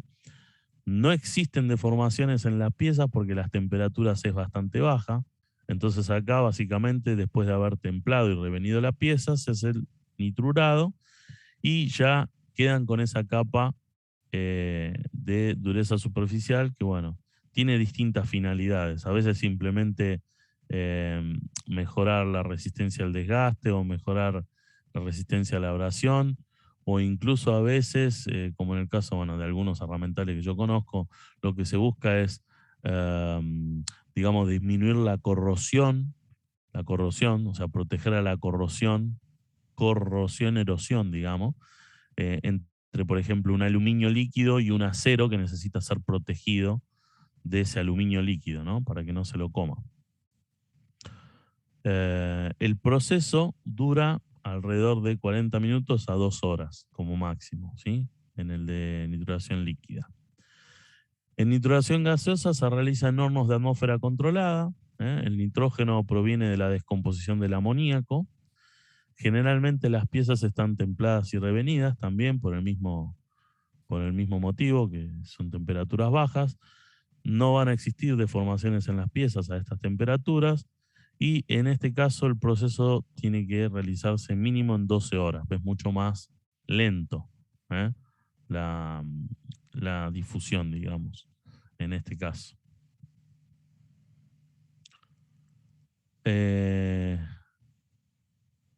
Bueno, nitruración iónica. Este es el otro proceso que es un poco el más moderno. Este se realiza en cámaras de vacío o reactores provistos de una fuente eléctrica. O sea, es cámara de vacío y electricidad, o sea, fuente eléctrica. El nitrógeno proviene de una mezcla de nitrógeno e hidrógeno, ¿sí? Y generalmente las piezas ya también están templadas y revenidas. Las piezas se van a utilizar como cátodo, y las paredes del reactor son el ánodo. Por lo tanto, el material que yo necesito depositar en la superficie se va a depositar en el cátodo, que sería el nitrógeno, y se va depositando en la superficie de las piezas. Los gases se van a ionizar debido a los altos voltajes. Se van a ionizar y un campo eléctrico, o sea, debido al voltaje y a un campo eléctrico, ¿no?, que se está realizando en el vacío. Entonces, de esa manera, estos iones se van a depositar en el cátodo y van a ir aleando al acero, ¿tá? Y se ve, ahora vamos a ver en algunas fotos, se ve en este proceso una descarga luminiscente, ¿sí? Acá cuando uno mira por las mirillas de estos hornos, lo que ve es justamente este tipo de luminiscencia, característico, bueno, de la nitruración iónica, ¿no? Aquí hay otro ejemplo. Parece que estuviera hecho con un lápiz dibujado, pero no, estas son las fotos reales, digamos, ¿no? Tratamientos termoquímicos. Temple superficial, sería un temple superficial en este caso, o temple por inducción. Bueno, en este caso el temple se realiza, digamos, a una parte selectiva de la pieza, ¿tá? El acero ya posee el carbono suficiente para templar, menor a 0,4% de carbono, o sea, siempre un acero que está por ahí, o sea, por debajo de esto. Lo que se busca, digamos, es, por inducción, aumentar la temperatura del metal en la zona que se necesita templar, buscando, digamos, superar las temperaturas de austenización, ¿no? Y luego se enfría muy rápidamente. Entonces, el calentamiento lo produce la bobina de cobre, ¿tá?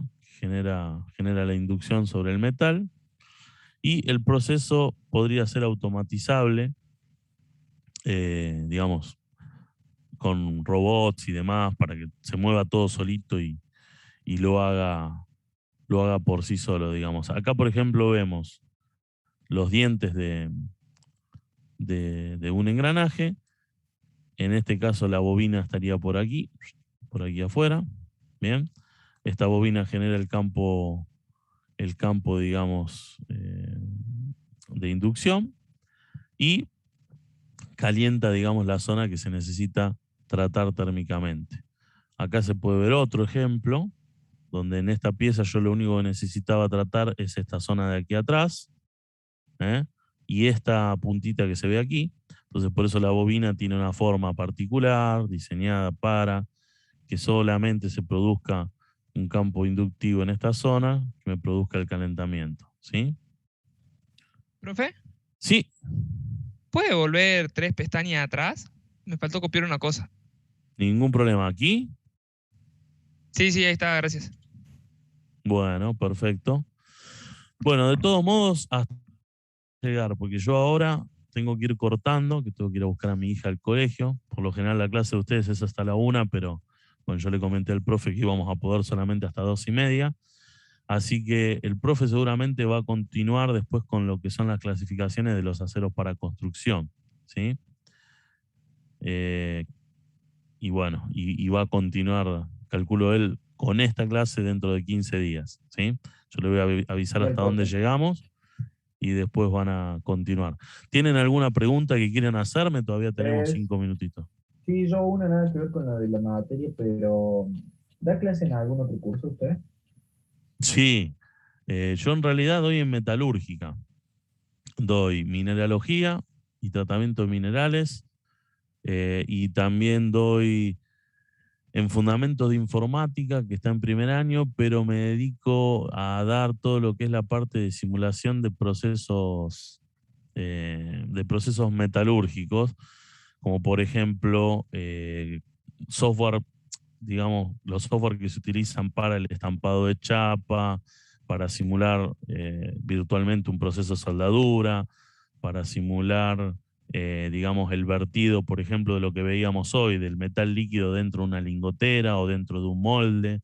O sea, todo lo que son procesos de manufactura de metales, ya sean por deformación, en el caso, bueno, lo que más conozco yo es deformación en frío, pero también hay software para deformación en caliente, como Forja y demás. Entonces les hablo un poco de todo lo que son los procesos de simulación, pues yo me dedico a la parte de simulación, particularmente de fundiciones en general, pero bueno, incursionando también en lo que es estampado de chapa y soldadura.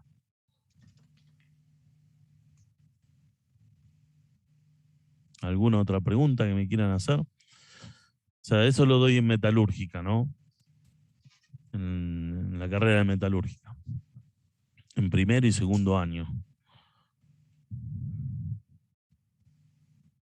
Genial, profe, gracias. No, por favor.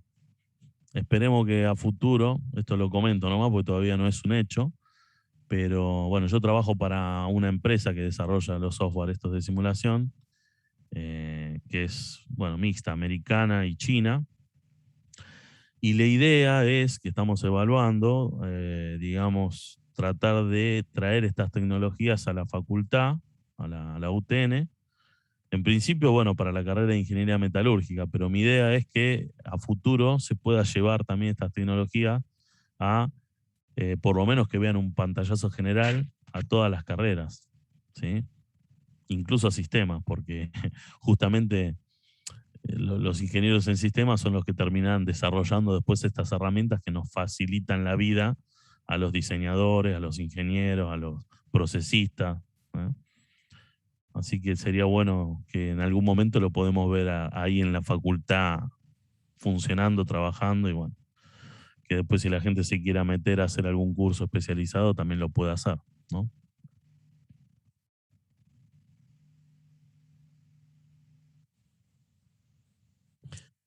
Bueno, ¿ya llegaron a copiar lo de aquí? Profe, una consulta.